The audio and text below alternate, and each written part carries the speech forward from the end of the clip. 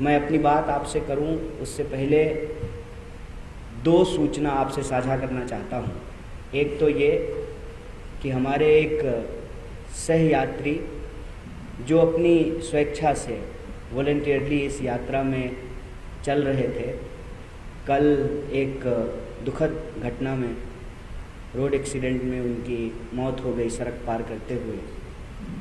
हम इस press conference के माध्यम से उनके प्रति अपनी संवेदना व्यक्त करते हैं। और दूसरी जो सूचना ये है कि आज देश के पहले शिक्षा मंत्री, महान स्वतंत्रता सेनानी, भारत रत्न मौलाना अबुल कलाम आज़ाद साहब की जयंती है। और मैं समझता हूँ कि जब हम नांदेड़ में हैं और भारत जोड़ो यात्रा का जो एक सबसे मजबूत और स्पष्ट मैसेज है, संदेश है कि हम किसी भी तरह की नफ़रत और समाज को बांटने वाली सोच, विचारधारा और राजनीति के विरुद्ध हैं। सामाजिक एकता, सद्भाव, मोहब्बत, प्रेम, भाईचारा, यही इस यात्रा का संदेश है।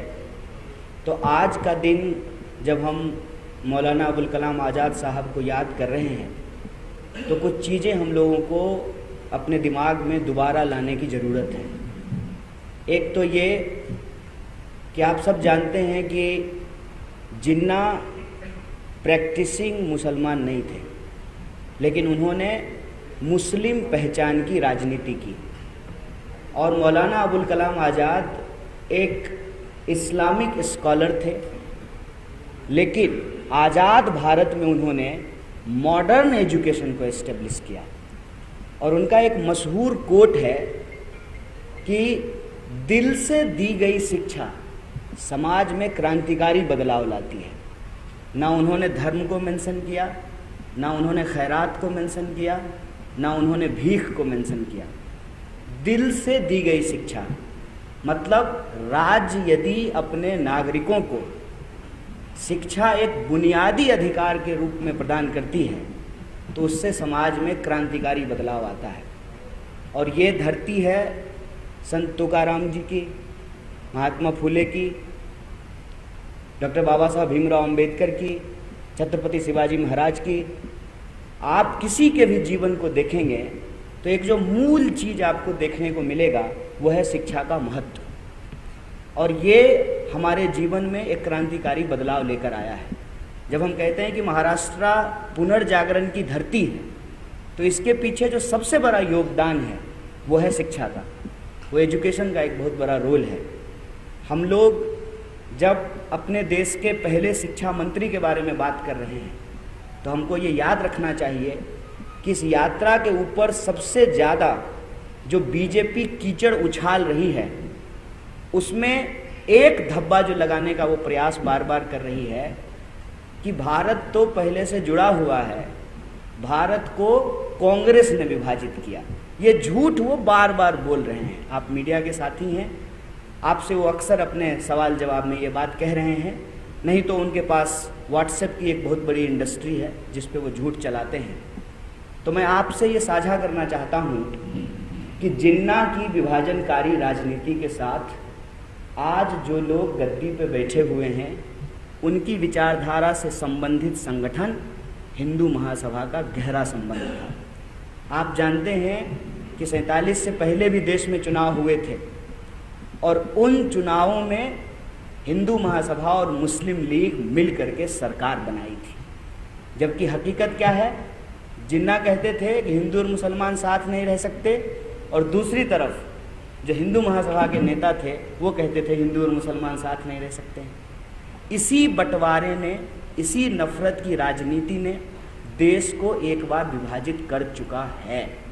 और आज जब हम 2022 में भारत जोड़ो यात्रा निकाल रहे हैं, तो हमारी सबसे बड़ी चिंता यही है कि जो देश जमीन से जुड़ा हुआ है, जो देश ज्योग्राफिकली जुड़ा हुआ है, वह देश इमोशनली भी जुड़ा रहे। जमीन के साथ साथ हमारी भावनाएं भी जुड़ी रहे, हमारी उम्मीदें भी जुड़ी रहे, हमारी आशाएं भी जुड़ी रहे।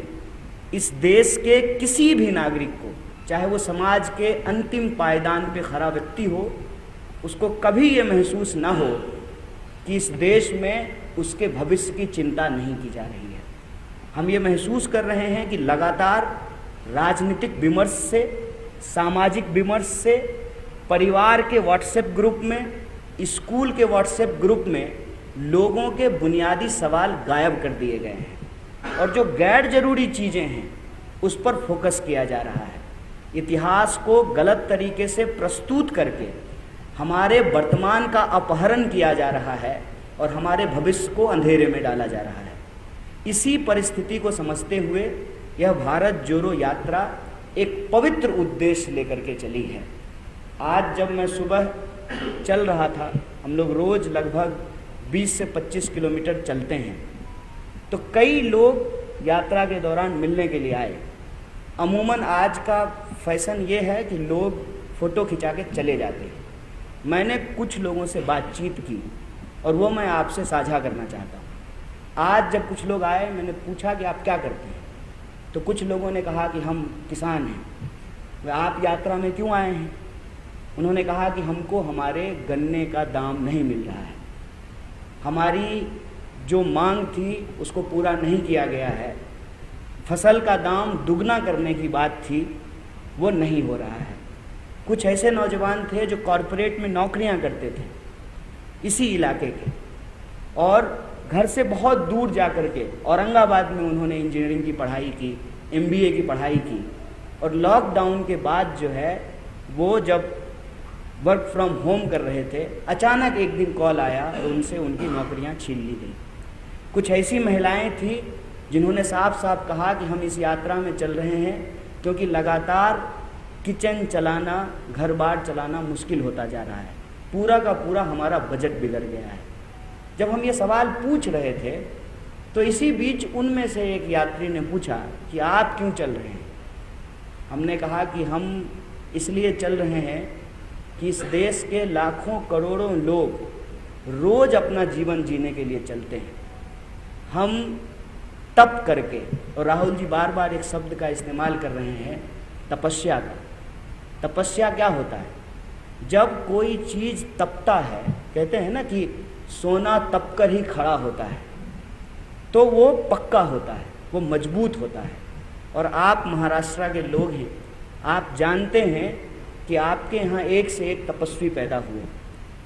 उन्होंने अपने जीवन में त्याग किया, तपस्या की, और आपके हाथ में एक बहुत बड़ा विरासत दिया है कि आप गर्व से कह सकते हैं कि आप महाराष्ट्र की धरती से आते हैं, आपका जन्म इस महान भूमि पे हुआ है।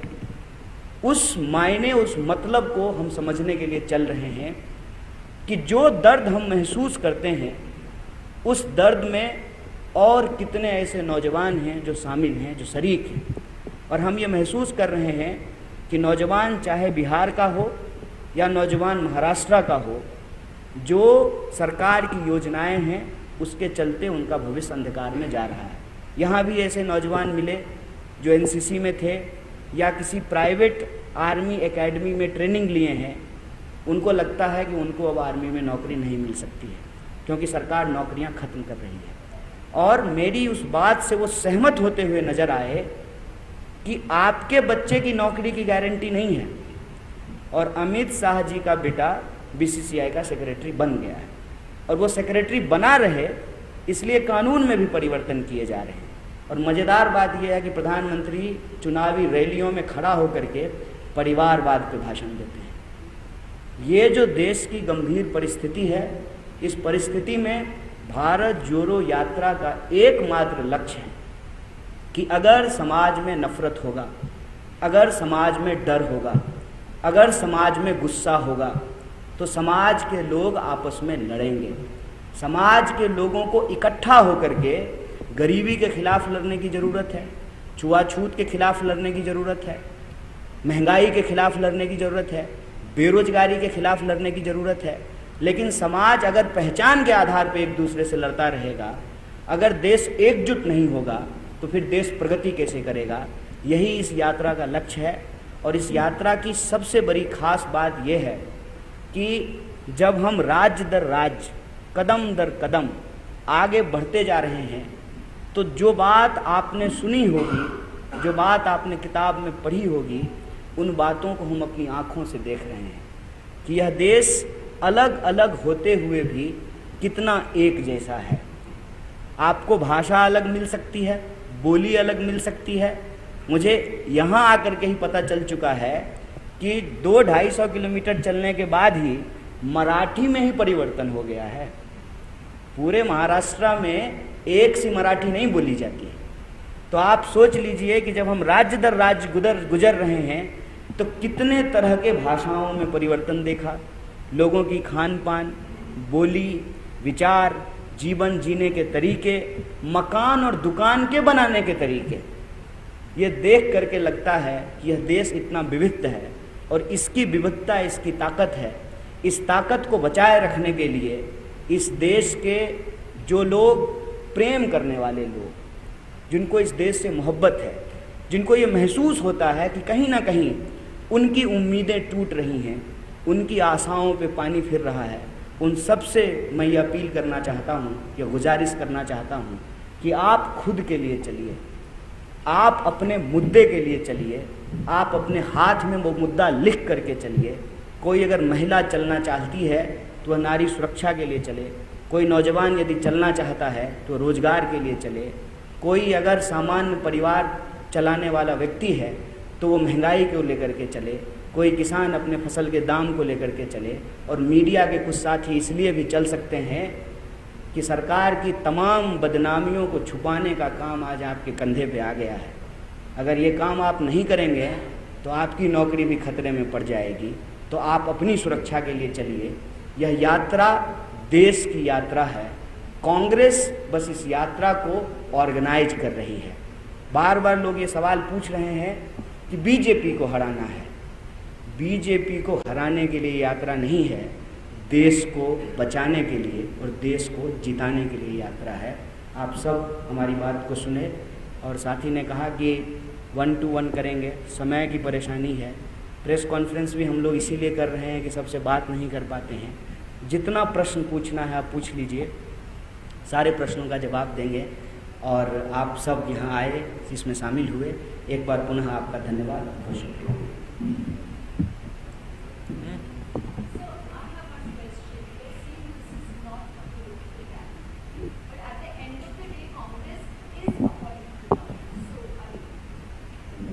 I didn't say that this is not a political rally. I said कि एक इंसान के जीवन में राजनीति एक पक्ष है, समाज एक पक्ष है, संस्कृति एक पक्ष है, उसकी पहचान एक पक्ष है। हम यह यात्रा कर रहे हैं, एक पॉलिटिकल पार्टी इस यात्रा को ऑर्गेनाइज कर रही है, तो राजनीति से तो इनकार नहीं कर सकते। लेकिन इस यात्रा का उद्देश्य पवित्र है। इस यात्रा का उद्देश्य महज चुनावी नहीं है। राजनीतिक होना और सिर्फ चुनावी होने में फ़र्क होता है। तो आपके सवाल को अगर हम ऐसे ही लें तो क्या जो लोग चुनाव नहीं लड़ते हैं वो राजनीतिक नहीं होते हैं? राजनीतिक तो वो भी है ना जो चुनाव नहीं लड़ता है लेकिन वोट देता है या वोट नहीं देता है, नोटा का बटन दबाता है। राजनीतिक तो वही भी है। राजनीति का दायरा बहुत विस्तृत होता है। राजनीति में हिस्सा लेना भी राजनीति है और राजनीति से बाहर रहना भी राजनीति है। राजनीतिक नहीं है, हम ये नहीं कह रहे हैं। हम कह रहे हैं इस यात्रा का उद्देश्य बड़ा है, पवित्र है, सिर्फ चुनावी नहीं है।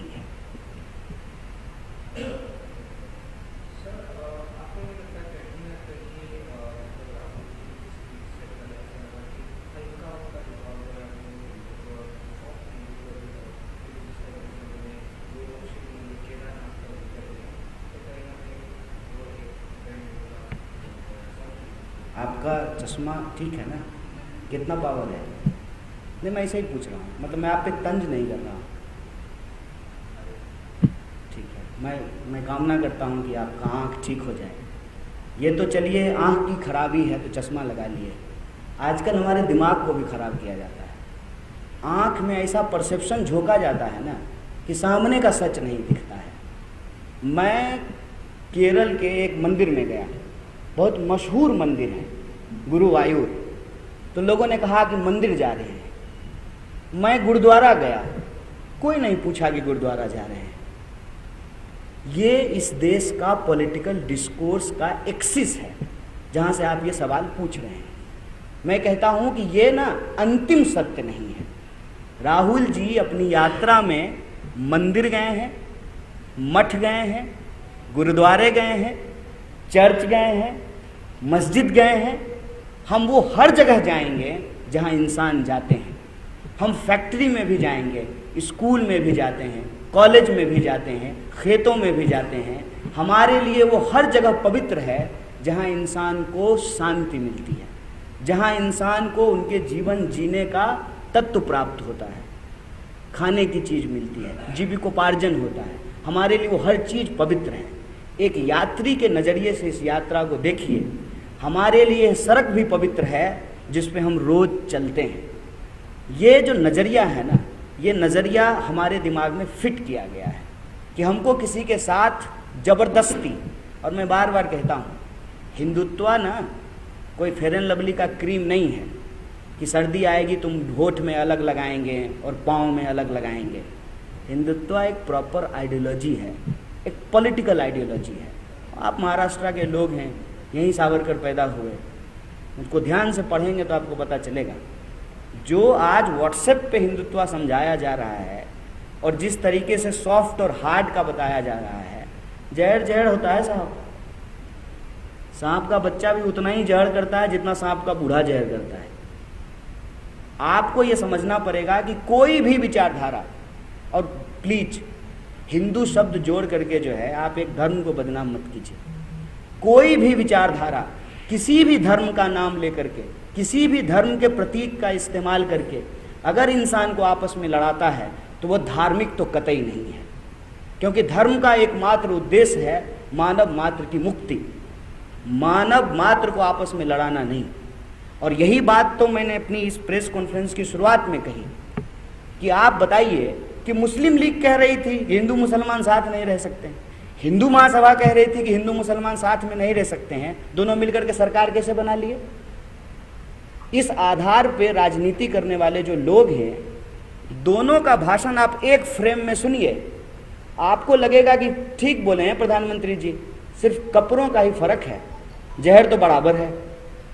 सिर्फ अटायर का ही डिफरेंस है ना, जहर तो बराबर है, जला तो इंसान को बराबर रहा है, बांट तो इंसान को बराबर रहा है। इसमें हमको नहीं फंसना है। देश में 45 साल में सबसे ज़्यादा बेरोजगारी है, रोज हमारे पब्लिक सेक्टर को बेचा जा रहा है। आप LIC का देखिए कि LIC का कितना बड़ा शेयर अदानी के पास है और वो दुनिया का जो है सबसे अमीर व्यक्ति बनने वाला है। आपका धन है, आपकी संपत्ति है। LIC में किसका पैसा है? इस देश के आम लोगों का पैसा है। आपका पैसा लेकर के कोई अमीर बन रहा है और आपके बच्चों को नौकरी नहीं मिल रही है, उनका बच्चा BCCI का सेक्रेटरी बन रहा है और उनका नेता चुनाव में जाकर के परिवारवाद पे भाषण दे रहा है। इतना बड़ा ड्रामा चल रहा है आंख के सामने, अगर उसको हम नहीं देख पा रहे हैं मतलब परसेप्शन का चश्मा लगा हुआ है। I would like to request you, please remove it and try to see the truth. It is not about hard and soft, it is about truth, it is about reality.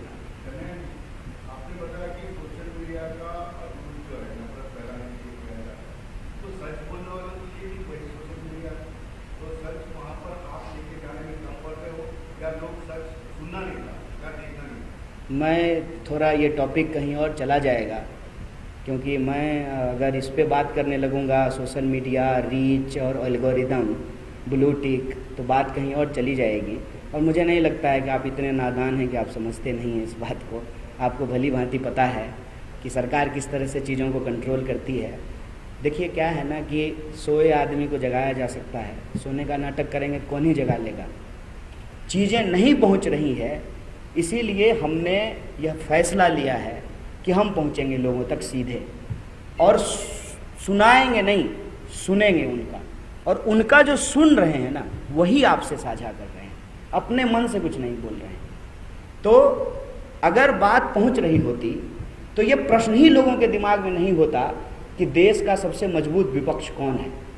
ये आंख से देखने की बात है ना, आंख में सुरमा लगा करके लोग देख लें कि सबसे मजबूत विपक्ष कौन है। जो रोज़ सड़कों पे पैदल चल रहा है, लोगों के सवालों को उठा रहा है, लोगों के दर्द में शरीक हो रहा है, उनसे कंधे से कंधा मिला रहा है और हक की बात बोल रहा है, सच की बात बोल रहा है। अगर कम्युनिकेशन के सारे मीडियम इतने ही फ्री होते तब तो ट्वीट करके काम हो गया होता। ट्वीट करके काम नहीं होता है। और इस यात्रा पे गांधी जी की महिमा है, ये बात मैं कहना चाहता हूँ कि जिस तरह से गांधी जी एक पवित्र उद्देश्य को लेकर के चलना शुरू किए और लोग उनके पीछे चलने लगे, धीरे धीरे भारत जोड़ो यात्रा भी उस दांडी यात्रा का स्वरूप लेता जा रहा है। और एक बात, हम विफल नहीं हैं। अगर हम विफल हुए होते ना तो सवाल टी शर्ट पे नहीं उठता, सवाल जूते के फीते पे नहीं उठता, सवाल कंटेनर में एसी है कि नहीं है इस पे नहीं उठता। सारे ये नॉन इश्यूज इसीलिए उठाए जा रहे हैं कि इतना बैरियर और बैरिकेड लगाने के बावजूद देश का सुदूर गांव में बैठा हुआ इंसान को भी पता है कि भारत जोड़ो यात्रा हो रही है। कोई ऐसा व्यक्ति नहीं है, भले उसको ये नहीं मालूम हो कि इसका पवित्र लक्ष्य क्या है, लेकिन ये यात्रा हो रही है, इस बात की सूचना को रोकने में वो कामयाब नहीं हो पाए। इसीलिए तो उनको ये झूठ बोलना पड़ रहा है ना, नेहरू जी के बारे में नए तरह के मैसेज बनाना पड़ रहा है, क्योंकि प्रत्यक्षम किम प्रमाणम। एक बात कहते हैं ना कि हाथ कंगन को आरसी क्या, पढ़े लिखे को फारसी क्या। राहुल जी तो पैदल रोड पे चल रहे हैं, तो उनके बारे में जितनी बातें बोली जा रही थी वो तो लोग अपनी आंखों से देख रहा है। और मैं आपको बता दूं कि ये उत्सुकता, ये क्यूरोसिटी आप लोगों की आंखों में पढ़ सकते हैं कि लोग एक झलक देखना चाहते हैं उस व्यक्ति को। तो आपने करोड़ों रुपया खर्च किया था उस इंसान को बदनाम करने के लिए, हमको करोड़ों की जरूरत ही नहीं पड़ी। हम बस गांधी की उस महिमा के साथ चलना शुरू कर दिए, लोगों तक वो मैसेज और संदेशा पहुंचना शुरू हो गया, तो फिर से इनको नया मैसेज बनाना पड़ रहा है। ये मत कहिए कि हम सफल नहीं हो रहे हैं, हम सफल हैं और इस आत्मविश्वास के साथ रोज आगे बढ़ रहे हैं कि यह यात्रा अपने पवित्र लक्ष्य और उद्देश्य को हर हाल में पूरा करेगी।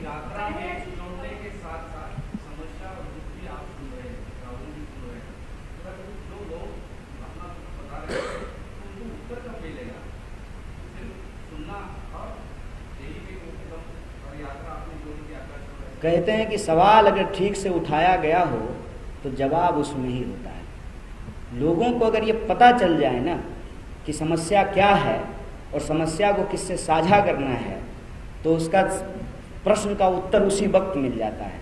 जैसा कि मैंने आपको कहा कि आज जब मैं किसानों से बात कर रहा था तो मैंने सिंपल उनको एक बात कहा कि आप यात्रा में क्यों आए हैं। बोला हम किसान हैं, हमको फसल का दाम नहीं मिल रहा है। हम बोले ये बात आप एक कागज पे लिख के चलिए यात्रा में। सवाल का जवाब वही मिल गया।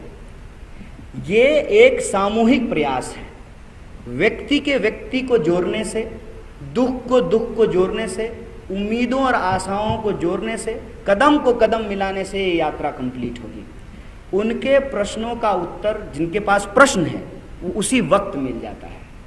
सबसे पहले तो उनको इस बात का भरोसा मिलता है कि कोई हम तक, हमारे दरवाजे तक हमारी दुख में शामिल होने के लिए आया है, कोई हमसे ये पूछने के लिए आया है कि आपकी परेशानी क्या है।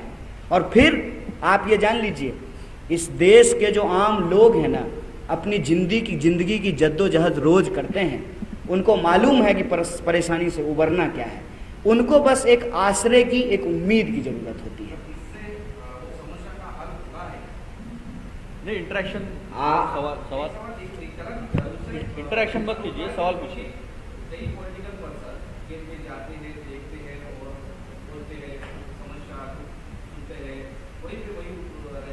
नहीं, आप इस सवाल को जो पूछ रहे हैं, क्या आपके पास इसको लेकर के कोई आधारभूत जानकारी है कि प्रश्न पूछने के लिए प्रश्न पूछ रहे हैं? जैसे मैं आपको एग्जांपल दे देता हूँ। 2 राज्य में हमारी सरकार है अभी। हमको ये महसूस हुआ कि ओल्ड पेंशन स्कीम लागू करना चाहिए, क्योंकि जिस तरीके से रुपए का अवमूल्यन हो रहा है, रिटायरमेंट के वक्त आप एक निश्चित राशि उनको दे देते हैं, उसके बाद उस रुपए की कोई वैल्यू नहीं हो जाती। आप 500 रुपया लेकर के अभी अगर जाइएगा मार्केट में तो आप एक झोला सब्जी भी लेकर के नहीं आ सकते हैं। तो वो रुपए जो है उनके बुढ़ापे का सहारा बन नहीं रहा है। तो जब तक इंसान जिंदा रहेगा तो अपनी ज़िंदगी में जो उसने सेवाएं दी हैं, जब उसका शरीर चल रहा था, जब आज उसका शरीर चल नहीं रहा है तो उसको सामाजिक सुरक्षा कैसे मिलेगी? इस बात को जब महसूस किया गया तो दोनों राज्यों में ओल्ड एज पेंशन स्कीम लागू कर दिया गया।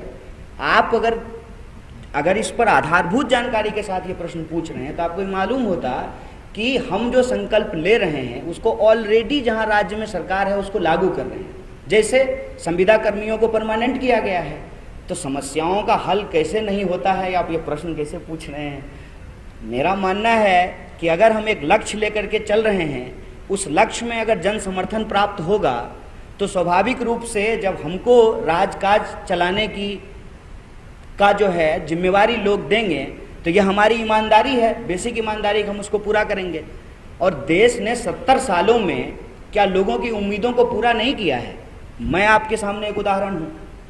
मेरी माँ की जो आमदनी थी उसमें मैं पीएचडी नहीं कर पाता अगर इस देश में शिक्षा को बुनियादी अधिकार नहीं बनाया गया होता, मैं किसी गराज में काम कर रहा होता। तो शिक्षा लोगों को दिया गया, यही वादा था ना। आज़ादी के आंदोलन के क्या सपने थे? उसका तो सबसे पहला सपना उसी वक्त पूरा हो गया जब अंबानी का वोट एक और उसके घर में काम करने वाला स्वीपर का वोट एक हो गया। अगर लोकतंत्र का ये स्वरूप नहीं होता तो क्या माननीय नरेंद्र मोदी जी देश के प्रधानमंत्री हो पाते? तो आप कैसे कहते हैं कि लोगों की उम्मीदों को पूरा नहीं किया जाता है? पूरा किया जाता है। हो सकता है कि सारी उम्मीदें ना पूरी की गई हों। जब आप देश चलाते हैं, राजकाज चलाते हैं, तो आपसे जो है कुछ कमी बेसी भी होती है, हम उसको बड़ी सहजता से स्वीकार करते हैं, इसमें कोई दिक्कत नहीं।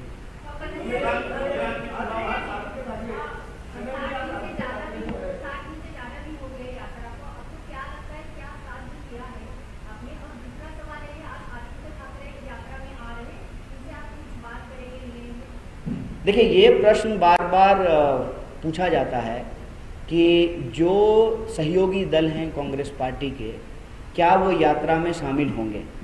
मैंने अपने वक्तव्य में पहले भी कहा कि यह यात्रा किसी के लिए भी कोई बैरियर नहीं खड़ा किया है, कोई बैरिकेड खड़ा नहीं किया है। रोड जो है वो हमारी बपौती नहीं है। हम रोड पे चल रहे हैं, अपने उद्देश्य और अपने मुद्दों को लेकर के चल रहे हैं। कोई भी व्यक्ति अपना उद्देश्य और अपना मुद्दा लेकर के इस पर चल सकता है। बिल्कुल सहज और खुले दिल से हम इस बात को स्वीकार कर रहे हैं।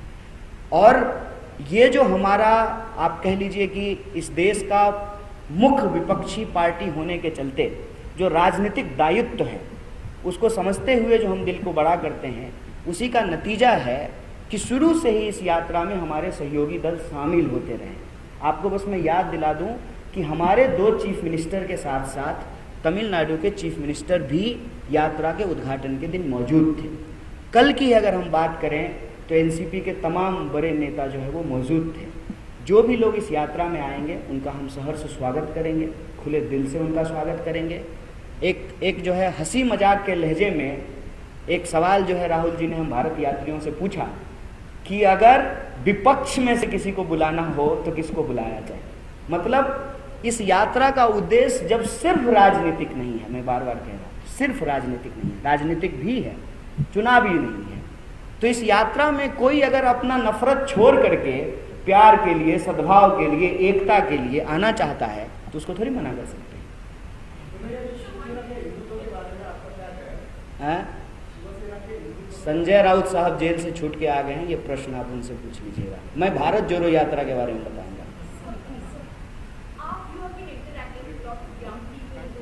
Let me take others question. Bharat जोड़ो यात्रा के बारे में कहें।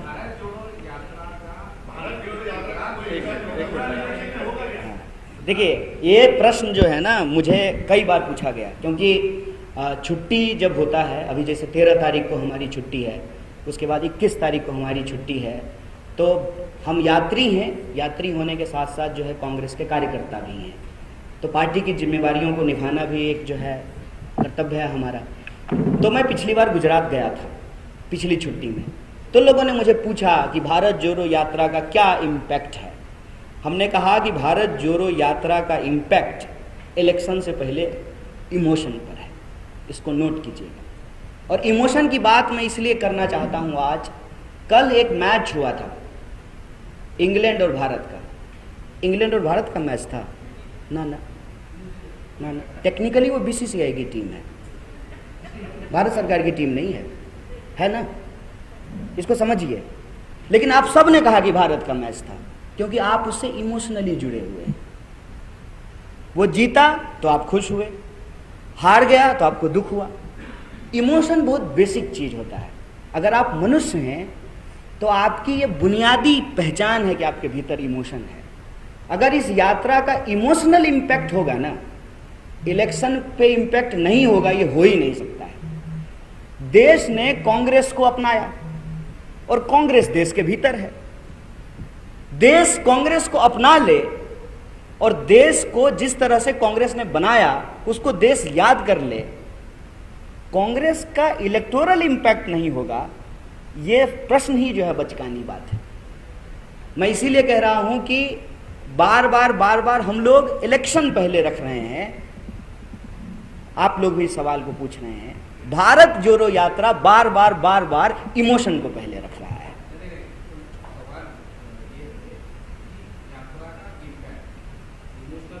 अभी यात्रा खत्म भी नहीं हुआ है, शादी भी नहीं हुई है और बच्चा का नाम पूछ रहे हैं आप। नहीं, बस प्रश्न समझ गया सर, इतना हम भी समझते हैं। नहीं, यात्रा का 60 दिन हुआ है, अब आप इम्पैक्ट पूछने लगे। तो मैंने शादी नहीं हुआ, बच्चा का नाम पूछने लगे। नहीं, आपको नहीं लगता है कि समय से पहले ये प्रश्न पूछा जा रहा है? सुन रहे हैं, हम सुन रहे हैं आपको। अरे हम सुन रहे हैं सर, हम 5 राज्य में प्रेस कॉन्फ्रेंस किए हैं। हाँ,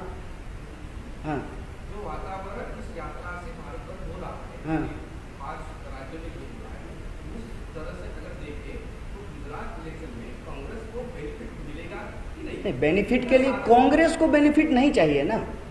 कांग्रेस को बेनिफिट चाहिए होता तो यात्रा गुजरात में होती।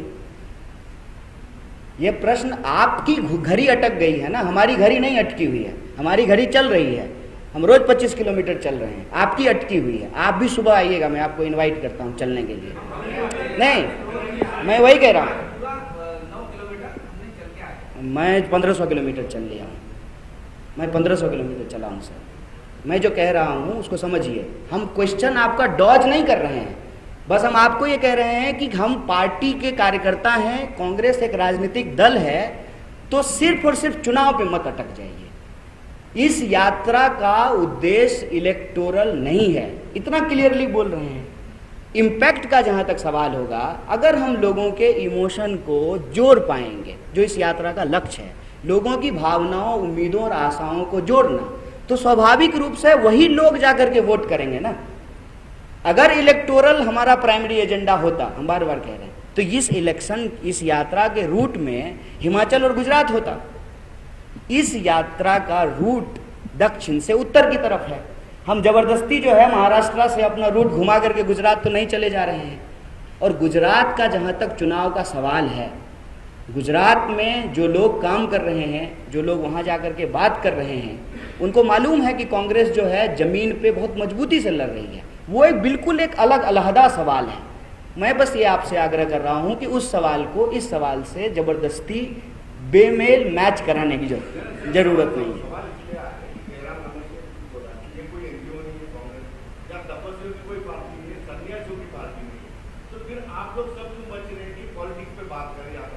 कहाँ बच रहे हैं? आपको इतना प्रश्न पूछने का मौका मिल रहा है क्योंकि हम विपक्ष में हैं, तब भी आप कह रहे हैं कि बच रहे हैं। ये हर सवाल का जवाब दे रहे हैं, फिर भी आप कह रहे हैं कि बच रहे हैं। तो आप पहले मुद्दा ये रखते हो कि पॉलिटिक्स बाद में, पहले कुछ अलग नहीं, बाद में नहीं, मैं साथ में कह रहा हूँ। आपके दिमाग में बाद में है, ये आपके दिमाग में हायरार्की है, मेरे दिमाग में नहीं है। मेरे दिमाग में शरीर से लेकर के पाँव तक हमारे शरीर का अंग है। कहीं भी चोट लगेगी तो दर्द होगा। ये आपके दिमाग में है कि सिर्फ दिमाग पे चोट लग रहा है तो चोट लग रहा है, बाकी पाँव पे चोट लग रहा है तो चोट नहीं फील हो रहा है।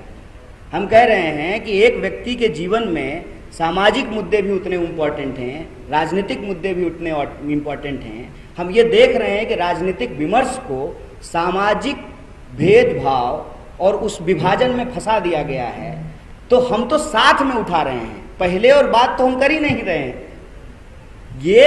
ये सवाल आप हमारे मुंह से क्यों बुलवाना चाहते हैं कि हम चुनाव जीतने के लिए यात्रा कर रहे हैं? हम इसको सीधे सीधे इनकार कर रहे हैं। और इसमें पहले बाद में उन्होंने ऐसा कहा, ऐसी तो कोई बात नहीं है। हम सब एक सुर में एक ही बात बोल रहे हैं। हमको अलग अलग कमरे में ले जा करके आप सारे भारत यात्रियों से बात करेंगे, सब एक ही बात करेंगे, क्योंकि सब चल रहे हैं और सब एक ही चीज महसूस कर रहे हैं। हम तो बस यही आग्रह कर रहे हैं कि आप भी चलिए हमारे साथ, अपनी तख्ती लेकर चलिए, अपना मुद्दा लिख करके चलिए। सिंधे से बात कीजिए। Yes please.